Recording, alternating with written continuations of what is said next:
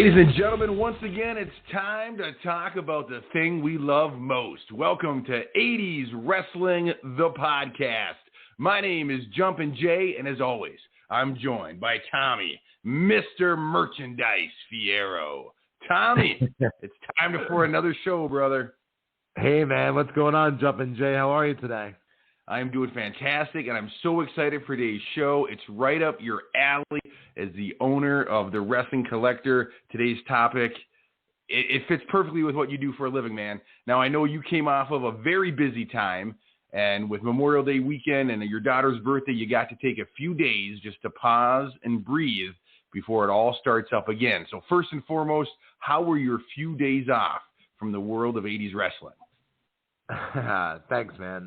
They were great. They were great. You know, it feels weird to have a couple of days off, but you're never really off though because you know the orders are still coming in, and you know people are still emailing about stuff. So you gotta respond accordingly to that as well. You can't like leave it hanging for 3 days, or else they're gonna think you're ignoring them or whatever. But yeah, it was great, man. I appreciate you asking. I hope your Memorial Day was great. A lot of hot dogs, a lot of chips. I'm sure you had the same. Absolutely. The grill was fired up, and the meats were delicious, and you're jumping right back into the fire. This Monday, you've got a big virtual signing taking place. You've got the legendary tag team, the Rock and Roll Express, live via Facebook this coming Monday from 7 to 10 p.m. Eastern Time. How excited are you for Ricky and Bobby to be coming in? I'm excited, man. I think it's going to be a good one. They were actually in my store in April. A local promoter had brought them in for the weekend, and my store was one of their stops that weekend. They were super, super cool, and I'm definitely looking forward to having them this Monday.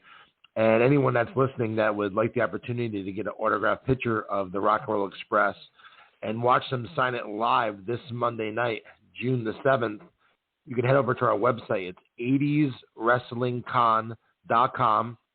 You're going to select the photo that you'd like of the Rock and Roll Express.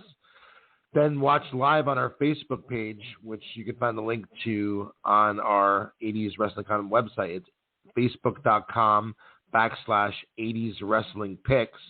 They'll be live on there from 7 to 10 p.m. Eastern Time this Monday night. You can watch them sign your picture for you. They're going to give you a shout-out, say hello to you, and then we'll ship the photo out to you following the signing. So, yeah, it's going to be a cool one. This Monday night, Ricky and Robert live with 80's Wrestling. That is a big one. When you think of 80's Wrestling, that is one of the teams, two of the wrestlers that come to mind. What a career they have, and they're still very active in the scene of professional wrestling. So that'll be a treat for everyone to tune in and catch that live this coming Monday. You guys really do bring the must-see back to Monday nights, Tommy. Thanks, man. And we have a couple more this month as well. On June the 21st, we're going to have Rikishi and Samu, the Head Shrinkers. Fatu and Samu, but you know more now as Rikishi. They're going to be joining us on Monday, June the 21st. And then on Monday, June 28th, hello, ladies. Val Venus will be in the house for a Monday night virtual. Again, if you're interested in getting an autographed picture of any of these guys, you can head over to 80'swrestlingcon.com now. And you've got some huge names coming up later in the summer as well.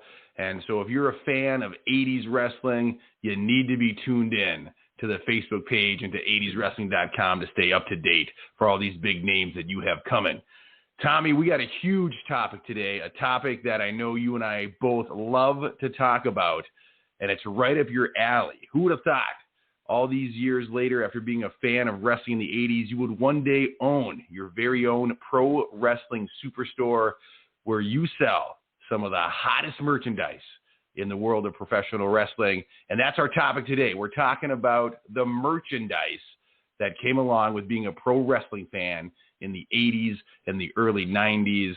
And your store is chock full of it, Tommy. Are you excited as I am to talk about this stuff today? Oh, super excited, man. I mean, I still can't believe sometimes when I walk into my store and I'm opening it in the morning that it's my store. It was something I always wanted to do since I was a little kid, and I'm still, learning that part of that aspect of the business. You know, I was a promoter for an extremely long time, so selling the merchandise and items on that end, I'm still, you know, trying to master that. But yeah, man, some of the stuff that comes through the door since we've opened that people want to sell, because you know, for a lot of these people, I might have mentioned this a couple weeks back. A lot of these old fans, they have this stuff just laying in their basement, and it's collecting dust, or it's in their storage unit, just sitting there. To them, it doesn't, you know, hold the special value that it would to me or to you, Jay, or to wrestling collectors in general that are out there around the world, because they've moved on from that phase of their life, the collecting aspect of being a fan, and just sitting there collecting dust. So to them, it's just sitting there. To us, it's a treasure. And, you know, you watch the WWE's new show, Hidden Treasures, as well. I mean, it's right up that alley. You just, some of these fans or ex-fans, they don't know what they have or don't care what they have. And there's millions of people out there that do. So, yeah, it's interesting, man, seeing some of the stuff that comes through there. But I remember as a kid, I collected everything. My mom and dad and my grandparents, they bought me everything. And I'm sure the same can be said for you, Jay. I mean, I used to love, as a kid, getting the old WWF magazines in the mail or getting them at the newsstand. So, you know, you would run home and open up to the middle section of the magazine where they would have the merchandise catalog. And I couldn't wait to see the new items that, you know, were in that magazine. And I remember, you know, right in the center of the magazine, there was 2 pages with just different wrestlers posing there with their T-shirts on. And I'm sure that's a vision in your head and every other fan's head from the 80s is opening that magazine to the middle and seeing all the wrestlers there with their T-shirts they're posing for. You're absolutely right, Tommy. Back when we were kids, there was no such thing as the internet. So there was only a couple of ways to see what merchandise was out there. One of them, like you said, it was that centerfold, that 2-page centerfold in the WF magazine that would show you all the shirts, the hats, the beach towels, teddy bears, all the things that WWF was selling probably at their promotional stands at their shows. The other way to see it was if you would get like the toy catalog sent you into the mail and you could look through the toy catalogs. And the third way, and my favorite way, was walking the aisles at the local toy store. If you had a Toys R Us in your area, there would be an entire aisle dedicated to the World Wrestling Federation and WCW toys. And it would line both sides of the aisle, and you could just walk through with your mouth open, eyes wide open, looking at all the stuff. Because we grew up in an era when Vince McMahon was heavily promoting his product to be nationwide, worldwide. And so he was licensing the likenesses of his wrestlers on everything from action figures to sleeping bags to flashlights, alarm clocks. I mean, you name it, you could slap a picture of a wrestler on it and sell it. And the coolest part about this all is, Tommy and I were just talking off air, the coolest part about all this is we loved it as a kid, but we still love it as adults, and the market for wrestling collectibles from that era is as hot now as it ever was. Yeah, man. It in some ways it's hotter now than it was back then or ever was, especially during the pandemic where everyone was sitting at home and they started collecting things. And one of the things that they started collecting again was cards, trading cards. Now, check this story out, Jay. Last year, before the pandemic, so the pandemic started in, I guess, March. So maybe in January, last January, I think of the idea of, I'm just on eBay. I'm always on eBay looking around at stuff and just fascinated by some of the stuff that is on there and stuff that I want. I thought of the idea of buying old boxes, complete boxes of 1987 WWF Topps cards.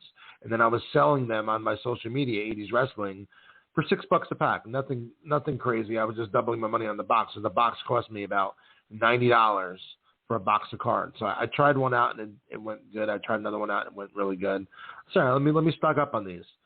So I bought 20 boxes last January, Jay, of 1987 WWF Topps trading cards.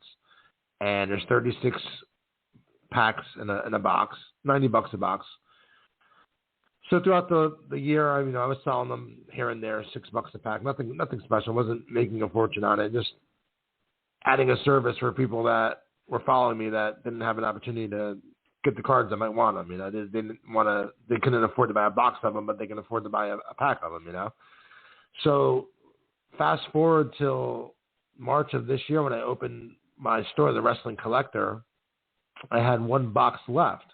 So sorry, I brought it to the store and I put it on the counter, and again, I put it up there for $6 a pack. I had no idea, Jay, that there was a card craze when I opened the store back in March. No clue whatsoever. So someone comes in, he sees it, and he says, "Oh, I'll buy the whole box." So I sold them the whole box on my first day. I'm like, "Oh, cool, man. Let me." So that night when I got home after my first night of the Wrestling Collector, I'm like, "Let me go on eBay and buy a couple more boxes of cards to sell at the store." So I go on eBay, and this is actually on St. Patrick's Day, so March 17th. So a year and 2 months later from when I originally bought it for $9 a box. So I get home, I go on eBay, I'm about to buy some more boxes for the store, and my mouth and jaw just drop to the floor. I look on there, dude, the boxes that I was buying for $90 a box are now $650 a box. Oh my word. So I go, all right, well, listen, maybe, because sometimes, you know, eBay sellers, they'll post something astronomical, and it's just obviously not the right amount that it costs, you know. So let me search around and see if I can find these cheaper. Dude, they were all in that range, $600, $599, $575. I'm like, $695. I'm like, what? So, dude, I want to just take my head and just knock it up against the wall about 75 times, because a year prior I had 20 boxes of these that I was buying for $90 a box, and now they're worth $600 a box. I was like, oh, I don't want to shoot myself. That is crazy. Not for real. I'm just saying that hypothetically. Right. Yeah. You don't know what you have, you know, and but at the same time, you could have held on to those boxes and they could have never went up in value. So you never know what to do. If we were kids, if we knew then what we knew now, we would buy two of everything, man, and we would have kept one in pristine condition in the box and played with the other one. So some of the stuff, it's getting harder and harder to find, and there are people out there who are willing to pay big money for it. I'll tell you an even bigger mistake I made, Jay. This one really, really, really, really upsets me, because I wish I still had them to this day now. I moved 7 years ago. So as I was moving, we had I don't know what they call them in Minnesota. We call them here a garage sale, yard sale. Absolutely, yeah. So, and I had a ton of wrestling stuff, obviously. So I had a little wrestling section of the yard sale, and I put on, you know, some of the local pages in the area that people go to find out about upcoming garage sales and yard sales, you know, including wrestling merchandise. And I listed some of the merchandise that I had. There's a lot of magazines, but what I did have was, excuse me, 7 WWF stretchy wrestlers, brand new in the box. Macho Man, Piper, Hogan, George Steele, King Kong Bundy. Remember the big stretchy wrestlers? Dude, I'm getting sick just listening. Well, it's about to get a lot worse. Now, I'll originally tell you, I bought them in 2004 after one of my wrestling conventions from a vendor for only $35 each. So obviously he had, well, this is 2004, but still $35 each. That's dirt cheap. So I had them for years. So I was moving. Obviously, you know, when you're moving, you need money. I wasn't hurting for money by any stretch of the imagination, but you know, you consolidate when you're moving, you know. So I sell. I'm so embarrassed to even say this. I'm not embarrassed. I'm more upset than anything. I sold these, Jay, for $100 each, brand new in the box. I went on eBay just out of curiosity once I opened the store and just looked up the price of them. You can only imagine. I don't want to even say, because I'm going to get myself upset, how much these figures, well, no, they're not figures, these stretch wrestlers are brand new in the box now. It's astronomical. If you still had these stretch wrestlers in the box and you opened up the Wrestling Collector, that's the type of merchandise that would be under glass at the front counter, because they're that valuable. Absolutely, man. So All right, yeah, I sold them for $100 each at a yard sale. well, here's the good news. The good news is at one time you had these, so you got to enjoy them for what they were. And I'm guessing whoever bought them is a huge fan and they knew what they had. So they're probably being very well taken care of. But yes, you would love to have those still in your possession for sure. Absolutely, man. One of the other things also that I was a big fan of, and I'm sure you were too, growing up in the 80s, WWF, was their posters that they would put in their magazines in the merchandise section for sale. I used to love, that's another thing I used to always love, is to see the new posters that they had available. And, you know, I actually have some of them hung up, the old school 80s ones, at my store, The Wrestling Collector. Anyone out there that is listening that hasn't been there yet, it is located at 2772 State Route 23 in Stockholm, New Jersey. It's about a half hour north of Wayne, New Jersey, where I live. And it's like you walk in and I have old school posters hanging up of Junkyard Dog, Ultimate Warrior, the Bushwhackers, Sensational Sherry. I have a lot of old school 80s WWF merchandise posters hanging up in the store. It's really cool, actually. But yeah, that was one of the things I loved, Jay, was those posters and then seeing like what posters were new. Like they even had kind of like a Billy Graham poster. They had you remember all those posters they had in the merchandise catalog back in the day, right? Absolutely. And posters, I don't know if posters are as big of a thing now as they were. I don't know if kids. Do you think I'm saying, do kids today still hang posters on their wall like we did? No, back when we were kids, that was a thing. You would decorate your room with posters.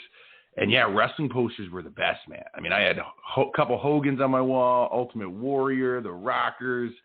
I mean, they were these vivid, full-color posters of your childhood heroes, and they were amazing. And so the fact that you still have some, and here's the deal. I have a few in storage from when I was a kid, but they're beat to heck because when you're a kid, you don't know how to hang a poster. And so some of the corners are torn, you know, the colors are a little off from being in the sunlight coming through the window. But the fact that you have posters hung in your store, what a nice piece of memorabilia that'll take people back down memory lane as soon as they see them. Yeah, man. That's the thing too. Like a lot of people that come into my store, they go like, "Wow, man, this brings me back to my childhood," and I love hearing that because that was the way I designed the store to make it that way. And also I hear a lot people say, "I don't know where to start looking at." Which I like that a lot too, and I'll tell you why. Because first of all, my store itself is not gigantic. It doesn't need to be. If you're there, you'll see what it looks like. But I have a little bit of everything. Like I don't have like all figures or all shirts or all this or all that. I just have a little bit of everything, and then I have like random stuff displayed throughout the store, like whether it be like the wrestling album. Or just yesterday, I got in the Junkyard Dog Grab Them Cakes record album. Have that up. Like old like cups from like the 80s with Brutus Beefcake on them. Or just like really rare stuff. Like I have a WWF camera laying there somewhere in the midst of the store. Like just like really rare, hard to find items that you're just not going to find anywhere else. I dig that. I dig a variety. I dig. And people ask me all the time, what's your best seller? They asked me since I've opened the store, and I really can't answer that question because it depends on the customer. You know, one customer might come in and love figures. One customer might come in and love magazines. The other might like T-shirts. Like you never know, or a certain wrestler. So you never know what exactly someone wants until they come in. So I mean, it varies what sells there. So there's not really. I can't say, okay, Jay, figures are my top seller. Because they're not. It depends on the customer and who comes in. So some people like the rare stuff that you can't find. Like the other day, I sold remember the old WWF the blue TV tray that you would eat on with Ultimate Warrior. Yes, I had absolutely. That. Absolutely. I have rare stuff like that. I have like the old 1985 WWF puzzles. Like it's still sealed, never opened. Like the one with Hulk Hogan having Don Morocco in the headlock. That poster, that puzzle. I have that. So I have rare stuff, and that's the stuff I love. And I used to love that also about the old WWF merchandise catalogs. Like you'd open the page and like one page was all Randy Savage merchandise or all Hulk Hogan merchandise on one page. And the merchandise would vary depending on who it was. Like someone like Savage or Hogan, obviously you're going to make a lot of stuff on because that's your big sellers.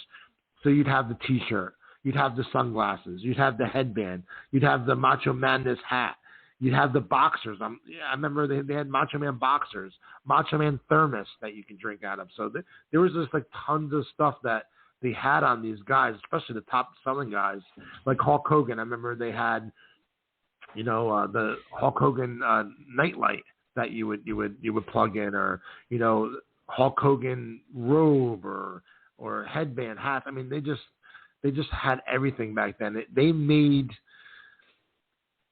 us have such a awesome childhood that we look back on this now. At least I do. I look back on this stuff and I look at these old like 80s WWF merchandise catalogs. I'm actually looking at one right now as we speak, and I wish I had this stuff. Not even to sell it. I just want it for me. Well, I've told you before, I think the hardest thing about your job is if I were you, I'd want to keep everything that comes through the door. But of course, that's not how a business works. You have to be willing to part with it. You have to be willing to sell it. But what I love about the idea of a store like yours, it's one thing to look at pictures of items. It's one thing to go onto eBay and you can kind of shop that way. But it's another thing to actually walk up and down aisles, to physically see the products that you remember on the shelf in front of you. If I lived in your area, Tommy, no lie, I would probably come through once a week just to breathe it in, just to walk the aisles, just to relive the childhood. Just to hang out, just to be the regular at the counter that is looking at all this stuff. But there's something to be said to be able to physically see it and hold it in your hand, which your store provides people. So that's amazing. Tommy, I would love to know, I'm very curious, did you have a piece of merchandise as a child that was like your prized possession, that you were like, this is amazing that I have this, was your favorite thing? And again, we had everything from wrestling figures to lunch boxes, alarm clocks, flashlights. We had everything that you could slap a wrestler on was available to us. Was there anything you owned as a kid that this was your favorite piece? My Red Rooster T-shirt. No, Are you kidding me right now? I'm only kidding. I did have a Red Rooster T-shirt though. I mean, like everything you just said, I love, like the flashlights, this and that, like everything. The posters, the T-shirts, the magazines. But I guess when you think about your childhood, my childhood anyway, is I just remember always playing with my WWF LJN figures as a kid. Yes. And I mean, I'm sure everyone that's listening to this right now, probably 90% of the listeners are going to probably feel the same way. Just like when you see those figures today, like it brings you back to your childhood so much. Like countless hours every day with that LJN ring and those rubber wrestlers, playing with them every day. And talk about kicking yourself in the ass. I'm sure everyone is kicking themselves in the ass, because if all of us as kids just didn't have to be kids and play with them, if we just could have looked at them in the box, in the package, we're looking at anywhere between, some go for $300 each, some go for $500 each, some go for $1,000 each, and some, the black card ones, go for a lot more than that. So those are worth a lot of money if you have them new on the package still, on the card. And man, I wish I had them, because I wouldn't even sell them. I want them just to display them, because and maybe one day I will, if I ever get a man cave and can do a wrestling thing. Like it just brings me back to my childhood, and you can't put a price tag on that. You can't put a price tag on your memories in your childhood. So it would be cool to have them one day, all of them. It absolutely would be. And the LJNs, like you said, they hold a very special spot in people's hearts. They grew up in that generation. Because now, I mean, action figures, they're everywhere. And they make them for everybody and everything. And don't get me wrong, the wrestling figures today are amazing. They're very articulate. You can move them. You can pose them. They look like the wrestler with the facial scans. But back then, I mean, these LJNs, they're big. they're rubber. They feel solid, and they look like the people they were portraying. Like these were all hand sculpted at the time, and they look amazing and they feel amazing. Everyone's posed differently. Everyone's dressed differently. There's a couple of variations on wrestlers. You get them with different color shirts or different poses. And yeah, the black cards that came out in, I think, 89, those are at the tail end of the line. And so there's not as many of those. And so those are rare, and they are pricey if you are putting together a collection for sure. I tell you what, Tommy, when I was a kid, my prized wrestling, I guess you would still call it a wrestling figure. It was by LJN. It was the 16-inch Hulk Hogan figure. Man, I had that, and I would take him out to the playground with me. We'd be on the swings together everywhere I went. 16-inch Hulk Hogan would come along, and so as a kid, that was my one thing that I loved above everything else. How about Piper? Did you have the Piper one too? Listen, I will tell you this. I did not have the Piper as a child. I bought it off eBay probably 6 years ago, and I don't remember what I paid for it, but I will tell you this. It was so cheap because it was beat up, it was dirty, his shirt was stained, and so I remember when it came in the mail and I looked at the shipping on it, I feel bad because the guy I bought it from actually paid more in shipping to get it to me than I paid for the actual figure. And I don't know if people know this, but action figures can clean up pretty nicely. And so I cleaned him up in the sink, gave him a little fig bath, used a Mr. Clean magic eraser to get rid of all the scuff marks. My wife washed the clothes that Piper came with. And I tell you what, right now he looks as good as new. And so it was a very good purchase. Did you have the Piper? Yeah, I had both of them. I wish I still had them brand new in the package, man. That would be amazing. But you're right, though. It's hard. Some of the stuff I have in my store, like obviously I want it for myself. I don't want to sell it. You know, like I have a Hulk Hogan wrestling buddy. That's another thing they did back then was the wrestling buddies: Hogan, Savage, DiBiase, Warrior, Big Boss Man, LOD, Jake Roberts. I mean, that's another thing. Those are really cool too. So I have the Hogan one in the store. I just want to just take it and just hide it in the back and keep it for me. That's the cool thing though now. Is I think I mentioned this last week. Some of the stuff in the back I'm putting aside for me. And if my wife ever comes, it's just inventory back there. It's just inventory. I'm holding it for me. I have all the old in your house Coliseum videos. The VHS, I have 10 of them. I'm not putting them out. Because I know that they're worth money, so I'm keeping them in the bag for me. Hang on to them. And I'll be honest with you, Tommy. Back then, when you talk about the LJNs and you talk about the wrestling buddies, the packaging that those things came in are honestly just as cool as the figures themselves. They put a lot of thought into the boxes that these things came in. And so if you had them still in the box, it would make a tremendous display piece. Oh, absolutely, man. Absolutely. And I just made mention of Coliseum videos. I think we should also talk about that and how big of a part of that was our childhood. I remember as a kid, there was a video store probably 4 or 5 blocks from my house that I would always go to as a kid and rent the wrestling VHS tapes, the Coliseum videos. And they had all of them there. And it was always so cool to bring it home and put it in your VCR and watch it. And obviously, you're not going to just watch it one time. If I have that videotape for 2 days, I'm going to watch it 10 times. So I used to love going to the video store and renting a Coliseum video and bringing it home and watching it. All the titles, man.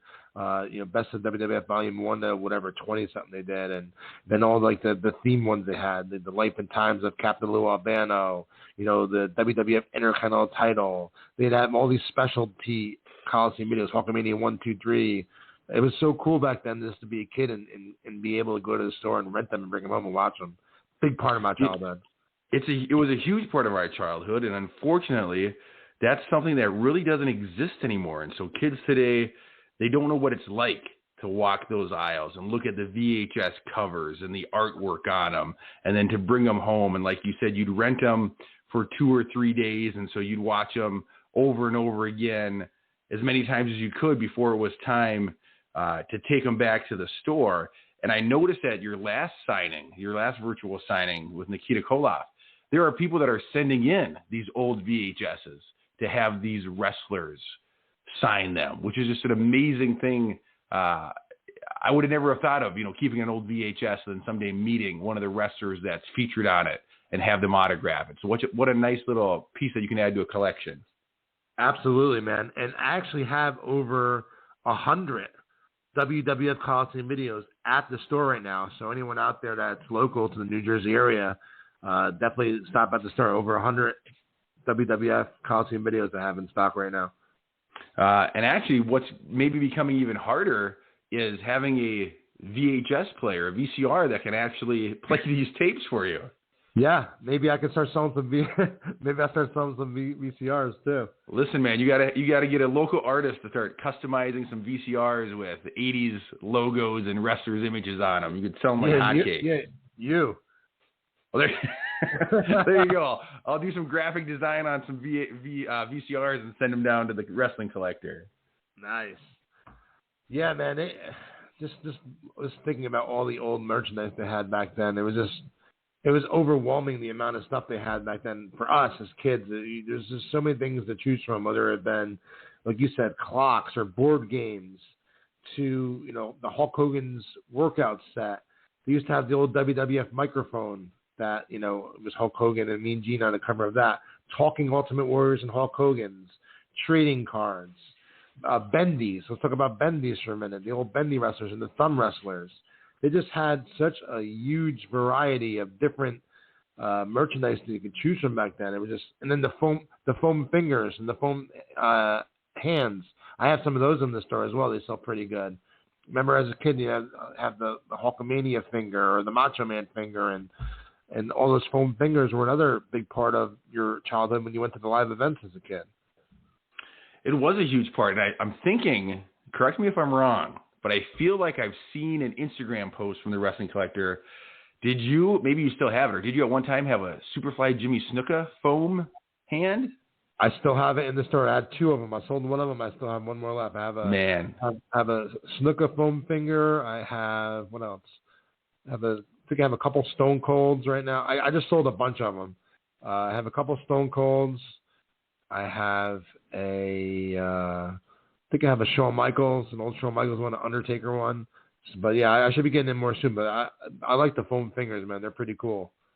And the foam fingers, I mean, that's something that just makes you feel live event. Like, you go to a live event, and in the merchandise counter there, if you can buy a Jimmy Superfly Snuka foam, and it wasn't just the number one finger. Like, you could see number one fingers at basketball games, at football games, but like they would customize the shape of these. So the Superfly one is his patented I love you symbol with, his two middle fingers down in his palm and his pinky and his pointer finger up out with the thumb. And so that you could have something that uniquely signifies that wrestler that you're cheering for, and to be able to slip your hand into that foam and raise that up as he's coming to the ring. Man, that's just an incredible experience for a fan to have. Absolutely, man. And another thing that we didn't make mention of yet was the old WWF Hasbro figures, and they're super popular right now too. A lot of people buy those at the store, and when I do my online auctions as well, the Hasbro figures always move really, really good. And again, if you have them brand new in the packages as well, still on the card, they're worth a lot of money also. So I grew up in the era that had the LJN figures, and so I had some LJN figures as a kid that I would wrestle with, and then I distinctly remember when the change from LJN to Hasbro happened, and I remember seeing them in the store for the first time, a lot smaller than the LJNs, but they could move and they could perform some version of a signature move. And I still remember the very first Hasbros that I purchased as a kid was Demolition Axe and Demolition Smash. And I remember bringing them home and just unboxing them and just staring at them because they were beautiful in my eyes. Shiny plastic, nice paint jobs. And then I went on, of course, I got the whole Series 1. I think I got most of Series 2. And then I kind of stopped buying wrestling figures for a while. But, man, I would love to jump back in and start collecting them. But my only hesitation is there are so many of them, and it could get pretty pricey, to be honest with you. But yeah, I had a collection of them as a kid, and I absolutely loved the Hasbro figures. Now you said you'd like to start a collection of them. Because if you bought them loose, I mean, they're still a little pricey, but not like you could be able to do it. Or are you talking about wanting to have them brand new on the card? No, I would go. I got no problem buying loose figures. I would be a loose collector. Oh, all right, yeah, you could do that, man. You could get a lot of those. Well, not a lot of them, but the more basic ones for like Hogan or Warrior or Piper or Rick Rude, Bushwhackers. Like those guys, you could pick up anywhere between $15 and $20 each. So if you want to start the collection, it's a lot cheaper to do it that way, to do LJNs, because LJNs, like if you got those loose, those get so beat up from playing with them. Like you'd have to spend money to get a good one in good condition. Like you wouldn't be able to buy it that cheap. Whereas the Hasbro's in good shape, you could probably get them for $15-$20 each. Obviously, the more expensive ones are the later series, the green cards and the red cards. But they're awesome as well, the Hasbro's. Yeah, they're just iconic. Just the look of them, the feel of them, how they can do a maneuver. They have a mechanism in them. They were a fun design for sure. What was your favorite thing to collect as a kid? Like for me, it's a tough question because I collected everything as a kid, but probably the LJNs for me probably and even the Hasbro's are probably what I remember the most. Even though I probably had everything. I know I had like the foam fingers, like the Hacksaw Jim Duggan 2x4. I had everything. I never missed anything. But for some reason, the LJNs to me stand out the most. I have a big plastic tub in my basement full of LJN figures. I don't have everybody, but I'm close. I would say I have probably less than 10 guys that I still need to collect. And unfortunately, the 10 that I don't have are probably the 10 most expensive figures. But I had a lot of LJNs. I had a lot of Hasbro figures. I was a big card collector as a kid, and so I have albums of the cards. And then every once in a while, I would get an item that I didn't think was super rare, but now that I'm an adult and I still have it, I'm excited. I do have the Hulk Hogan alarm clock still in its box. I took it out and used it as a kid, but I kept the box, and so it's still sitting in the box. I have the wrestling buddies of Hogan and Warrior, and I still have their boxes. My mom was very good at keeping boxes. Even though I would take the toys out and play with them, she would put the boxes away in the attic. And so a lot of the stuff I was able to put back in the boxes. I have that Hulk Hogan microphone you were talking about with him and Mean Gene. I have board games, puzzles. I'm the type of guy that if I get anything wrestling, either as a gift or if I buy it myself, chances are I'm not parting with it. So I have most of everything I grew up with. Some of it's in better condition than others, but I like to be able to take it all out and look at it. I'm sure someday my kids will just sell it all because it probably won't mean anything to them. But to me, it still has meaning. That's awesome, man. What kind of condition are your figures in? It's a mixture. I have some that are in really nice shape. I have others that you can tell little Jay played with a little too much. But I do have a couple LJNs that I bought as an adult that are still in the original container, which is kind of fun to take out and look at as well. But yeah, I was like you. As a kid, I collected anything that had a wrestling figure a wrestler's picture on it or name, I would definitely want. Now, I think the advantage you had over me is you grew up on the Northeast coast over there where the World Wrestling Federation kind of makes its home. And so I think you had the opportunity to maybe go to more live events than I did. And when I did, the Volkovich were main eventing. So I might not have had the access to some of the merchandise that you had. So I'm curious, like you collected everything. What are some of your favorites from your childhood that you remember having? Oh man. I used to love. Also, we didn't make mention of this yet. Another thing that I loved collecting as a kid, and I want to now as an adult, which I'm definitely going to because I have access to this stuff now, is the old WWF magazines and the old WWF programs. And I would love going to the arena as a kid and getting that $3 program with the insert inside the program of all the matches coming up that night. And you was always so curious at the end there, and it would say plus one more action-packed match. I want to know who the action-packed match was. And it wound up being Jose Luis Rivera against Lanny Poffo. But I used to love going to the arena, getting the program, and getting the insert inside the program. I definitely want to collect, personally, when I'm not even talking at the start, personally, just because it brings me back to my childhood, I want to collect all the programs, the WWF programs, and the old WWF magazines from like 85 to 92 or 93, especially the ones that are in good shape. I love those magazines. Those covers are iconic. On the program covers are iconic as well. That was a big part of our childhood as well that I want to make mention of, was the magazines and the programs. The magazines, I had a subscription, and so I would get those in the mail. Now, the programs that you could only get at the live events, my assumption would be, unfortunately, a lot of people probably just threw those away or left them at the arena. So if you could get your hands on some programs that are in nice condition, I bet that's a rare item, and that would be an amazing collection to start having. Yeah, I'm gonna start, and I had this idea before we were recording this, is I want to collect all the old WWF programs. So I'm gonna probably jump on eBay tonight and just start buying away. See, here's the beauty of eBay, is that anytime you want, you can type in something and you can look at all the stuff.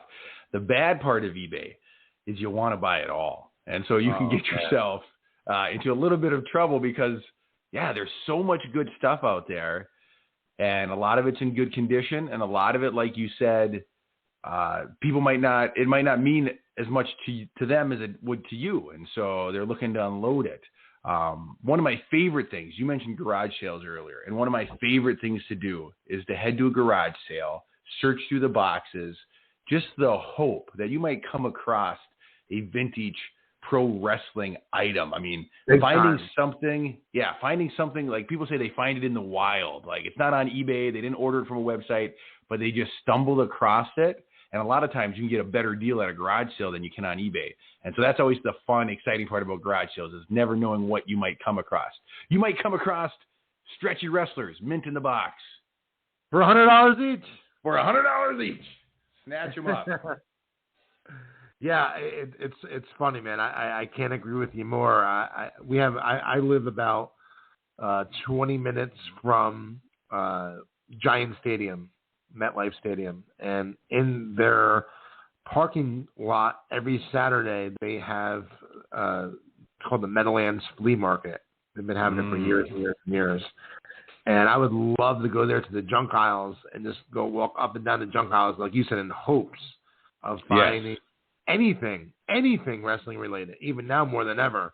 I remember one time, this is long before I had the store, this is probably 15, 20 years ago, I came across a guy that had about 300 wrestling magazines at the flea market, and I bought them all for $100. And I just remember feeling like I hit the lottery. And you just never know what you're gonna find. You never know in those junk aisles. Like you said, you got to look through the boxes good, because there might be a white shirt or red shirt Hulk Hogan LJN figure buried underneath there. You know, you just never know. Can you imagine if you found a red shirt LJN Hogan buried in a box of junk, and it's got, you know, a price tag that's ridiculously low? I mean, I don't even know how I would respond to that. Well, I'll tell you what, man, and this happens to me sometimes. And some of these people, they have this stuff, and they have no idea whatsoever what it's worth. Like I said earlier, it can just be sitting in their basement collecting dust, or it was, maybe God forbid someone passed away and they were left with their stuff. They have no idea about wrestling, no idea what it's worth. And there's been times where people want to sell me their stuff, and the first thing I ask, I never ever always want to pay fairly. I believe in that. I don't want to take advantage of anyone as far as buying their stuff for dirt cheap. At the same time, though, I always ask someone first, what are you looking to get for this? That's the first question I ask. I don't ever say, I'll give you $10 for it. I always say, what are you looking to get for this? And I had one situation where there was a bunch of Hasbro figures, probably about 50 of them. And obviously, they were just sitting in the person's garage or attic collecting dust. And he says, I don't know, $100? Of course I'm going to give him $100. But is it my responsibility to say, no, that's too cheap. Let me give you $500 for it? No, of course not. I asked the question, what are you looking to get for this? They said $100. I'm not going to offer to pay more than $100. So at the same time, you got to do your homework a little bit too. If you have something, it takes 2 seconds to jump on the internet or jump on eBay or jump on Amazon and just try and get a gauge of what the stuff is worth before just unloading it all for $100. So I always ask, what are you looking to get for this? If they come back with a ridiculously low number or a low number in general, it's not my responsibility to say, hey, I want to pay more for it, you know? It is interesting what people place value on. To him, 50 Hasbros might have only been worth $100. And I'm sure in that box that he brought in, I'm sure some were in much better condition than others. So you still have the job of going through, cleaning up what you can. And at the same time, you got to be able to turn a profit as well. So you got to kind of buy with that in mind. But I'm sure you have it the other way too, where somebody comes in with something that they feel is worth much more than that you're willing or able to pay for an item. So it's always interesting where people place value. I got a story about that for you also. And but you're right, yeah. Some of the figures where the arms are off of them or they're really beat up. So yeah, I mean, I'm buying. He says $100, but I didn't even look through the box yet to see what kind of condition they're in. But again, I made out on the deal. Was not trying to take advantage of the situation at all, you know. But one thing that you just mentioned of some people, they put a value on something that it's worth more than what it is. When I first opened the store, I had someone that had 30 pay-per-view chairs, like the old WWF pay-per-view chairs. Oh, my word. Now, I wanted them because I wanted to display them in the store. You know, of course I wanted to sell them too, but I want to sell them, of course. But it looked cool just having, like, the whole store wrapped around with chairs going around it, you know? So I definitely wanted them. You look on eBay, and, you know, some go for $125, some go for $80, some go for $200. Like, but the shipping on it's ridiculous. The shipping is like $50, $60 to ship a chair out, you know? So I had a guy that had 30 of them, and he wanted to sell them to me for $150 a chair. I'm like, listen, man. I go, first of all, some of these are not even going to sell for that much. Some might sell for $75, some might sell for $100, maybe $125. You can't. First of all, that's too high. That's way out of the price range. I said, you know, I'll give you, which I thought was a fair offer. He's just looking to get rid of this stuff. I said, I'll give you $65 a chair. I'm going into this taking 30 of them, not knowing if they're going to sell or not. They might be sitting in the store for an extremely long time, you know? Right. He's like, well, that's only half the money. I said, yeah, well, you know, a lot of these chairs are not going to sell for $150.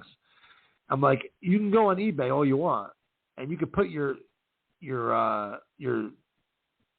on eBay, but you know how hard it is to sell a chair on eBay because you have to put on an extra $50 or $40, $50, $60 for shipping, and then to go out and find a box that's going to fit that chair and wrap the chair. It's just a bitch to go through all that hassle to sell a chair. So, you know, a lot of my moral of the story is a lot of people, not just chairs, I mean merchandise in general, they'll look on eBay and see a price of it, but that doesn't mean that's what it's worth. That's what someone is listing it for. That's why a lot of times on eBay you'll see or best offer, and then you send them the offer that you want. So you can't gauge merchandise off of what someone's listing it for on eBay, because a lot of times they're listing it too high, and in some cases they're listing it too low. You're absolutely right. I'd love to know if you have any of these. Now, if you ask me if merchandise was better in the 80s and early 90s than it is today, I would always say yes, with the exception of one item. When we were kids, I would probably have given up, just about everything I owned if I could have a realistic replica of the World Wrestling Federation Heavyweight Championship belt. You can get beautiful replicas now that look just like the real thing. But as a kid, the closest thing we had were these foam wrestling belts that you would get. I think they came out 88, 89, somewhere like that. The heavyweight championship really didn't look like the one that you saw on TV. I think the Intercontinental was a brown strap. And then I think the tag team looked pretty similar. Have you had any of these come across your door at the Wrestling Collector? You know what I'm talking about? These foam wrestling belts? Yeah, I did have one when we first opened. It sold already. But you bringing that up is a great point. Like, can you imagine the money they would have made back then producing those championship title replica belts? I was thinking about, before we started recording this morning, I was thinking about missed opportunities that WWF had with merchandise in the 80s. I just for the heck of it, I was just thinking of stuff that was never produced, that if it would have been produced, would have been big sellers. Like, for example, like there was never remember Hillbilly Jim came out with a hat. If they would have had a hat like that, I think that would have sold. Yep. I think that and I'm just thinking out loud right now. Think with me out loud too. Let's think of things that they didn't have back then that would have been big sellers. Like I don't believe they had a stuffed a stuffed parrot. They could have sold as Frankie, did they? You're right. Not that I remember. They had a stuffed Damien that probably sold very well, but yeah, a Frankie Bird would have went as well. I remember they had a Matilda one. They did have Matilda, but I don't believe they had anything on Frankie. So they could have had a toy Frankie stuffed animal. I'm trying to think about it. There's got to be so many different things out there. But yeah, the belt is right at the top. Can you imagine the money they would have made with those replica belts back then? And I don't know if it's because they didn't have the ability or to produce them at a mass quantity. But the nice thing is, I got to believe the majority of people that are buying those replica belts now are guys our age who grew up wanting them, and now they finally have the money to do it, and they have the ability to buy them. And so they're buying them. You know what I think would sell pretty good right now if they came out with them? When we were kids, they ended up in the early 90s having the foam version of the LOD spiked shoulder pads. I bet if they would come out with some kind of replica, real version of that, I bet collectors would buy those. Absolutely. I'm surprised WWE now, they haven't reproduced all that old merchandise. Like, you see some of the shirts are piling up here and there, like the vintage shirts, like replicas of them. Yeah. But like, I would bring back all that old stuff. Like, if I was WWE, I would go through their old magazines from the 80s, through their merchandise catalog, see all the stuff that was produced and reproduce it. Work out deals with these guys. Make a deal with Hogan, make a deal with Savage's family, make a deal with Warrior's family, and just reproduce all the same merchandise you had back then. Dude, if they did that, you're talking about adding millions and millions and millions of dollars of revenue to their bottom line at the end of the year. I can't believe they haven't thought of just recreating all the 80s stuff, just do a whole retro line of everything. I will tell you something, Tommy. That's a very good idea. Listen, the original Ghostbuster toys that we had as kids have been re-released. The original He-Man toys have been re-released. And when I walk the toy aisles, I have two sons. When I walk the toy aisles with them, I have a very hard time not putting in the Ghostbuster and He-Man toys that I had as a kid, because you get that feeling of nostalgia. If I were to walk down the aisle and they had all this stuff from the World Wrestling Federation from the 80s and early 90s. Oh, I'm buying it, dude. I'm buying it. I don't.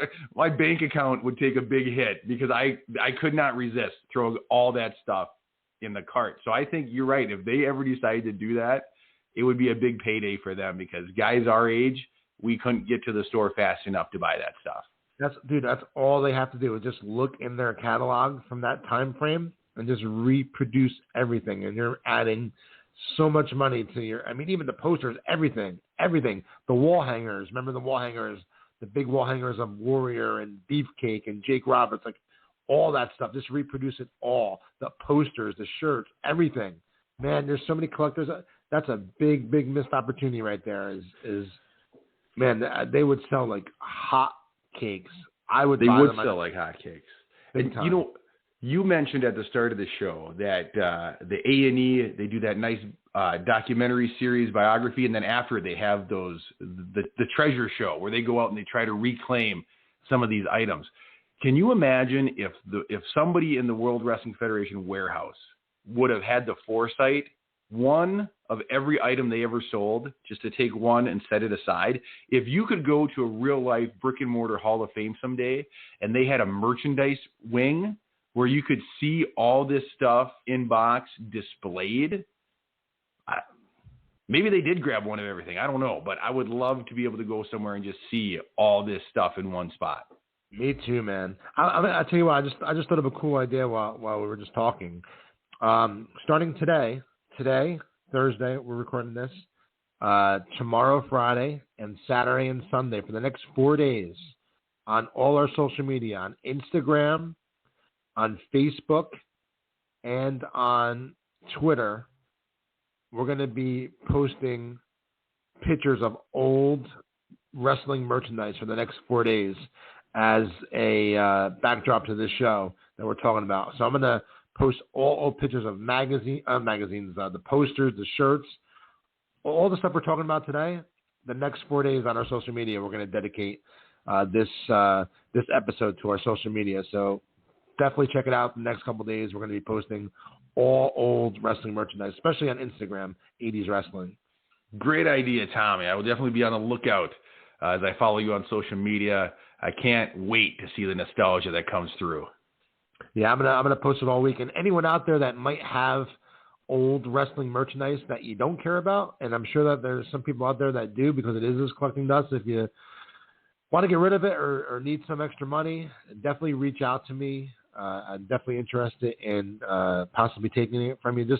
I'm looking for more of the rare stuff that we talked about throughout the episode.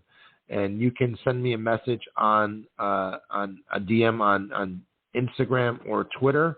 Instagram, it's at 80's Wrestling.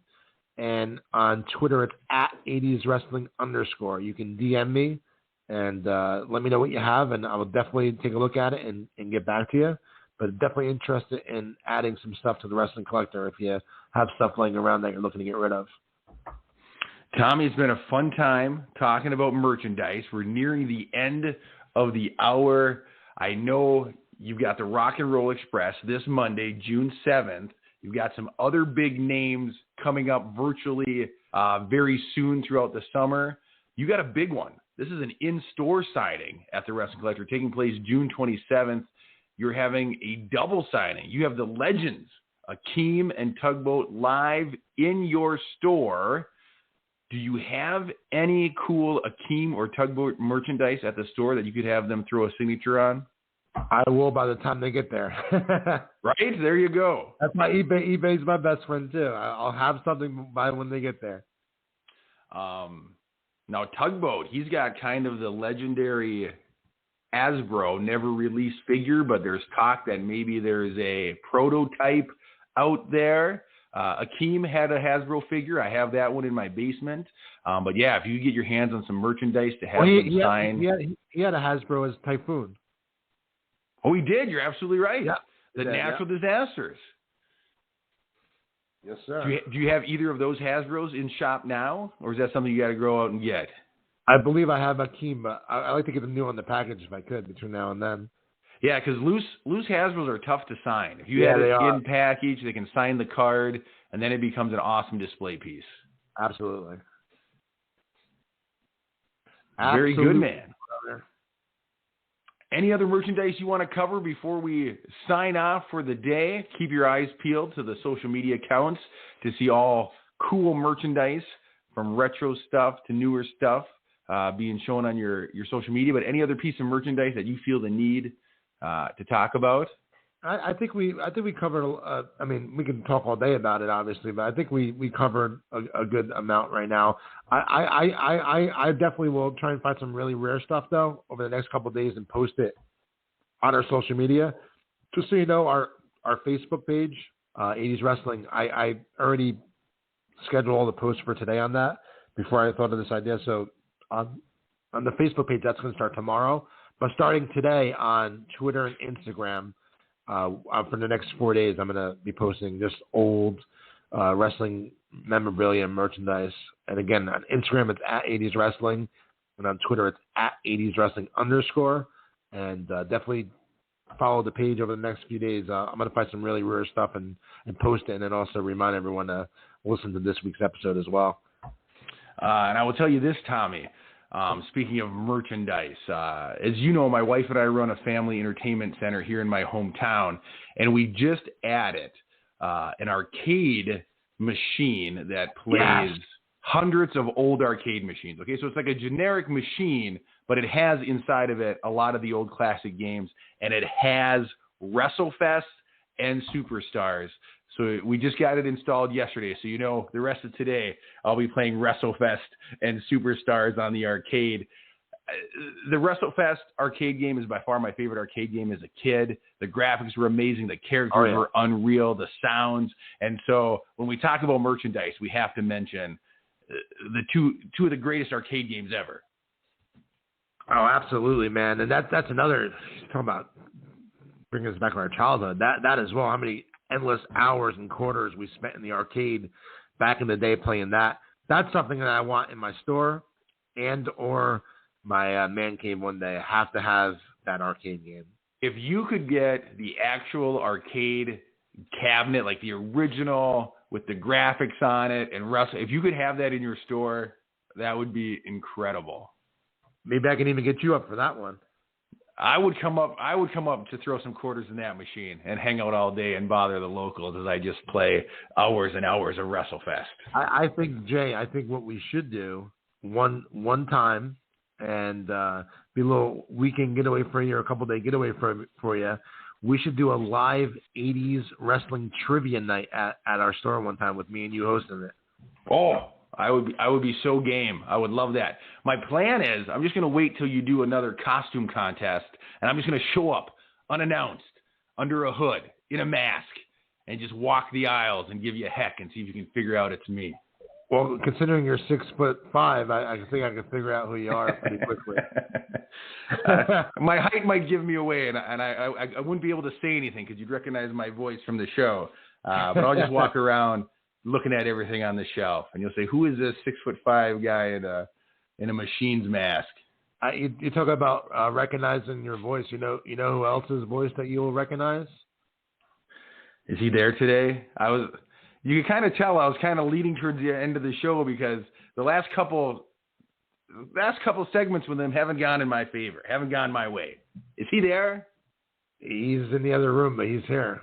Listen, I would actually love to know what his favorite piece of merchandise is because, I mean, from action figures to posters. How can that question possibly go wrong? We can try. Hold on. Let's do it. Bring him in. Jumpin' Jay from the podcast. Hello. Sheik. Good Hello. morning, sir. It's so good to hear your voice. It's Jay from 80's Wrestling, the podcast. Tommy Fair and I were just talking about wrestling merchandise. I wanted to get your input. Do you have a favorite piece of wrestling merchandise? Hello, Sheik. It's Jay from the show. I'm wondering, do you have any favorite piece of wrestling merchandise? Maybe action figures, posters, lunchboxes? Hello? Yeah, I mean, maybe you had a Hulk Hogan figure. Maybe you had an Ultimate Warrior poster. No more question. He just left, man. I don't know if his hearing aid was turned up, Tommy. He kept just saying hello. I'm not sure, man. He's gone. Man. I'm sorry. Maybe he could try again next week. I'll try again. He's like he says no more question. Like the whole point of having him on is so I can ask him a question, and he just says no more question. I'm sorry, Ben. I apologize. I guess he's not very talkative today. Well, we'll try again next week. But yeah, wild. Yeah, man, it was a fun episode today. I really enjoyed talking about all our old 80s wrestling merchandise, and I look forward to posting a bunch of merchandise up on our social media pages over the next couple of days to pay tribute to this week's episode and get people in that, spirit of being in their childhood again. So definitely check out the page later today, Jay, on Instagram and Twitter. We'll be posting some old wrestling merchandise photos, and hope to see everyone this Monday night live virtually. The Rock and Roll Express will be joining us from 7 to 10 p.m. Eastern Time. Again, you can head over to 80swrestlingcon.com now and select the photo that you like and then watch them sign it this Monday night live. They'll give you a shout-out as well, and then we'll ship out the photo to you following the signing. So great opportunity to get an autographed picture by two WWE Hall of Famers and one of the greatest tag teams of all time this Monday night. I am looking forward to it, Tommy. I will be glued to my screen because those are two guys that I'm sure can tell some wild stories from their time on the road. Absolutely, man. All right. My name is Jumpin' Jay, as always. Not just talking about that I cannot hearing it. Fucking bullshit.